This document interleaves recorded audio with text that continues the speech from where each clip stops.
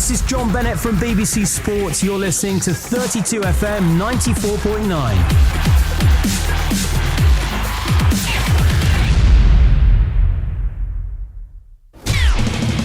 Can he play? The best players in the world and their best plays. It's sports on 32 FM 94.9. The best players in the world and their best plays. Magic again. Messi through 4. Brilliant! Threads it in. And there's the goal from Pedro. It's sports on 32 FM 94.9. All right, good morning, sports lovers. Welcome to Scoreboard in 15 right here on Laughter Station, 32 FM 94.9. My name is OLORUNTOBA Yusuf.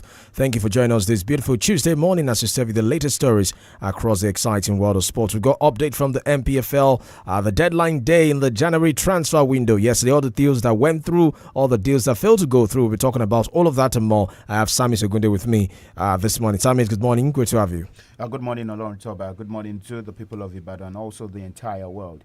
You mentioned the world of transfer, yes. And I was quite surprised at the number of Nigerians who will move the boat. For me, the happiest of them happens to be Frank Oyeka, leaving Brentford to join the Coventry there in the Championship. And for Coventry, let's all know that they are top of the standings. They're in the second division of English football, and it looks like they'll be back in the top flight. And for the transfer also, if they gain promotion, it is subject to a permanent transfer for Frank Oyeka. And let's not also forget that this man has not been given time enough with his parent club. We'll talk about Brentford to showcase the talent in which he has. And the only time he has to do that is when he plays for the Super Eagles of Nigeria. And it's a good one for him. All right, since you started with the Nigerians that made moves, of course, Leicester City have also completed the signing of 𝐃𝐈𝐒 on loan from Southampton until the end of the season. 𝐃𝐈𝐒 will be arriving at the King Power Stadium to bolster Leicester City's squad with Jordan James and Aaron Ramsey out injured until March, while Hamza Chowdhury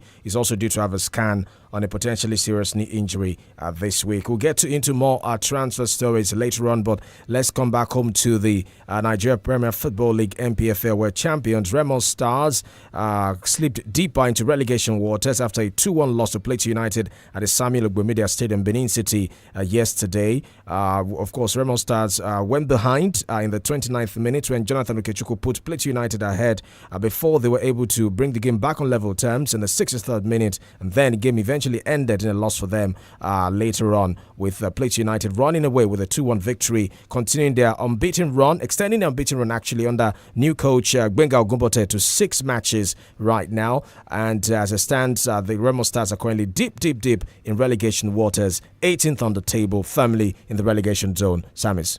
So bad for Remo Stars. And like we've mentioned during the course of last week and also earlier this week, for Remo Stars, they just needed to see off this season, surviving the season, and get back next season and challenge for the title in which they've challenged for in the last 3 years. But like you rightly mentioned, for Plateau United, they are 14th on the standings of the NPFL with 30 points.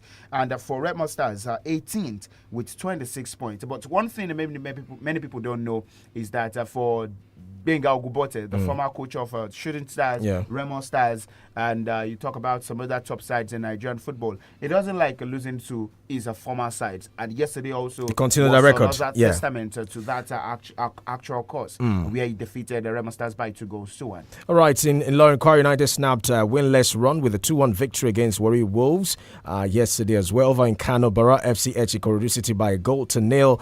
Ikorodu City, of course, maintained their impressive campaign despite the setbacks and remain 4th with 38 points on the NPFL standings. For Kun Khalifa, they might be facing sanctions, SAMIES, because they failed to honor their fixture against Academy Warriors in Maiduguri yesterday. The match at the Academy Warriors Sports Center did not take place after the visiting side failed to arrive, and officials have confirmed that it's going to be a 3-goal, 3-point walkover in favor of Academy Warriors. Okay, so let's leave the Nigeria Premier Football League NPFL and quickly get some update from our partner, the BBC Sports Centre. I'm talking about the BBC Premier League. Shabno Muniz Joel is standing by for that.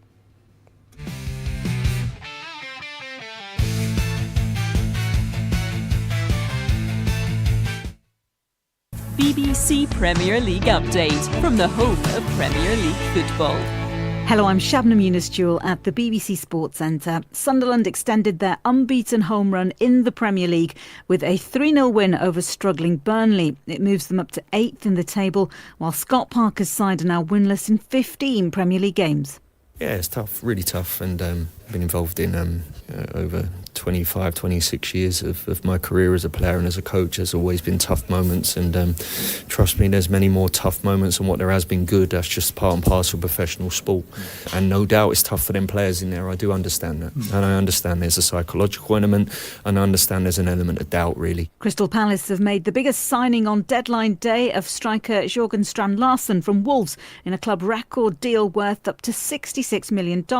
He signed a 4.5-year deal, while Jean-Philippe Mateta remains at Selhurst Park after his move to AC Milan fell through. The forward failed a medical because of a knee issue. Elsewhere, Nottingham Forest signed defender Luca Netz from Borussia Mönchengladbach. Tottenham have signed teenage striker James Wilson on loan from Hearts. Arsenal, who are also interested in Wilson, have bought in 18-year-old St Mirren forward Evan Moon. Arsenal boss Mikel Arteta said he was looking for options after a foot injury to midfielder Mikel Merino, which has been quite a blow.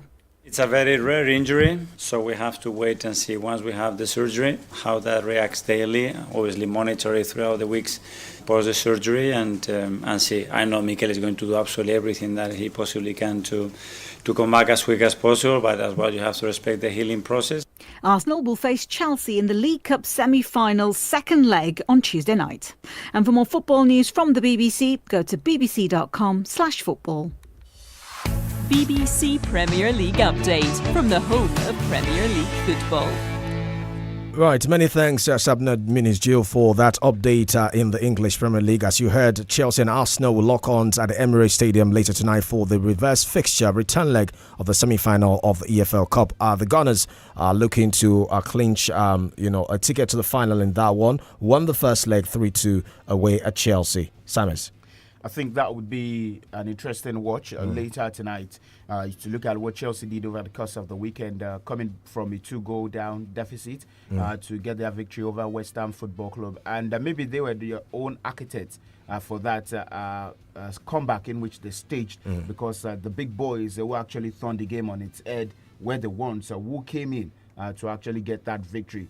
So for Arsenal today, Mikel Merino will be a big miss, but then I expect Arsenal to get the job done since they have the 11th man in their favour. All right. The home fans. Okay, quickly to the English Premier League last night, as you heard Shabnam earlier. Sunderland claiming a comfortable 3-0 victory against struggling side Burnley with their miserable run. That's for the Claret, Burnley. Their miserable run without a Premier League win extending to 15 matches. And Sunderland right now are extending their unbeaten run on the home turf with that 3-0 victory yesterday.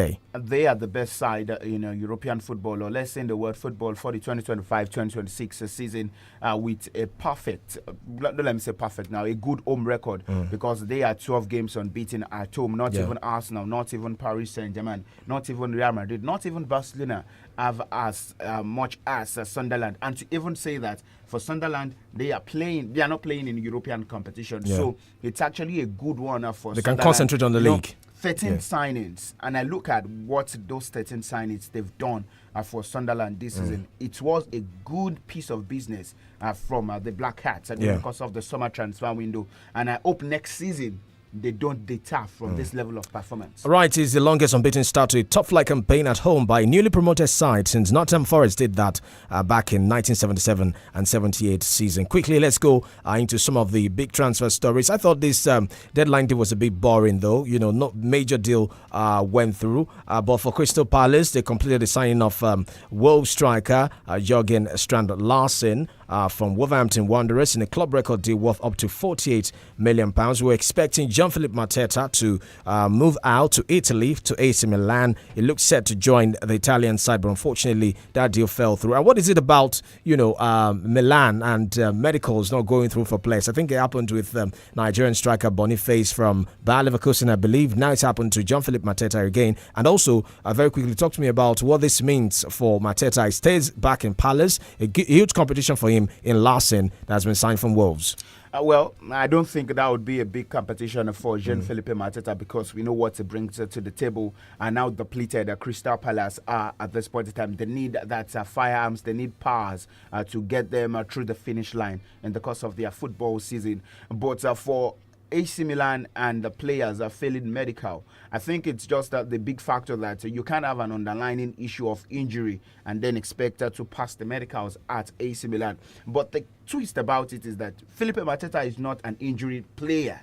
Compared to Victor Boniface, who had surgery twice and before he hit the peak of his career and all of that. But for Felipe Mateta, this was a player that I saw that he wanted to make that move out of the club side, considering everything that has happened with Crystal Palace. But it just didn't happen. But I know the professional in which he is. Even before now, we've seen him not get enough game time for Crystal Palace. And when he started having the game time, he definitely performed so well. And I believe that the French international, this is one thing he will do again. And let's not also forget that it is a World Cup here. So he has to put in his best also for Crystal Palace in order to be on the plane to the World Cup. But on the other hand, for AC Milan, I just hope that they can be a bit softer with their routine when we talk about medical routine for players who want to join their club side. All right, for Wolves, they've also boasted a squad with the signing of a striker, Adams Armstrong, and midfielder, Angel Gomez. And, I was wondering if Larsen leaving will also open up more game time for our very own OLORUNTOBA at Wolverhampton Wanderers. Surely that would do. But you also ask me for the price value, for the value in which John Larsen left Wolverhampton Wanderers to Crystal Palace for. I don't think he is worth that amount. But on the other hand, you look at it, this man since he joined Wolverhampton Wanderers, John Larsen. How many goals has he given that Wolverhampton Wanderers? But I expected OLORUNTOBA to also catch up with that. But it's just going to be unfortunate that they'll be playing in the championship next season. 41 points behind the table toppers. I think that's so bad for Wolverhampton Wanderers. All right, what is it about Ronaldo boycotting games at Al Nassr? Marian reports that he's gone on strike, refusing to play for the Saudi Pro League club amid dissatisfaction with the team's management. SAMIES.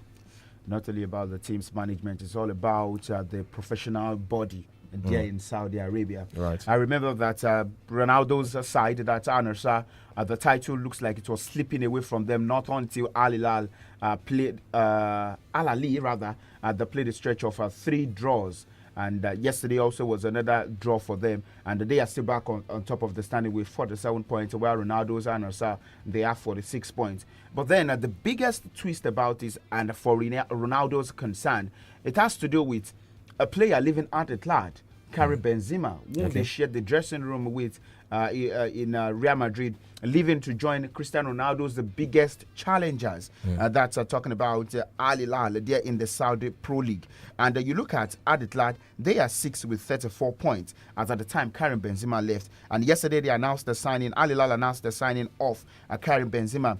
And they are unbeaten this season with 47 points. So maybe Ronaldo is just furious that how can this happen in the Saudi Pro League? Okay, all right then. Let's leave quickly the Saudi Pro League and talk to you about some of the games happening tonight. I told you earlier about the EFL Cup semi-final. Arsenal taking on Chelsea at the Emirates after that 3-2 victory in the first leg in the reverse fixture. So in the Serie A, Bologna will host AC Milan. In the Copa del Rey quarterfinal, Albacete will take on Barcelona. DFB Poker in Germany, Bayer Leverkusen facing Pauli. While Coupe de France in France, we have Marseille taking on Rennes, Reims taking Le Mans in that one. That's it on Scoreboard in 15 for this morning. Don't forget to join the sports crew later in the afternoon for Scoreboard Reloaded. That's 3:30 to 4 p.m. Thank you, SAMIES, for doing this with me. My name is OLORUNTOBA. Yusuf, enjoy the rest of your Tuesday morning. Bye for now.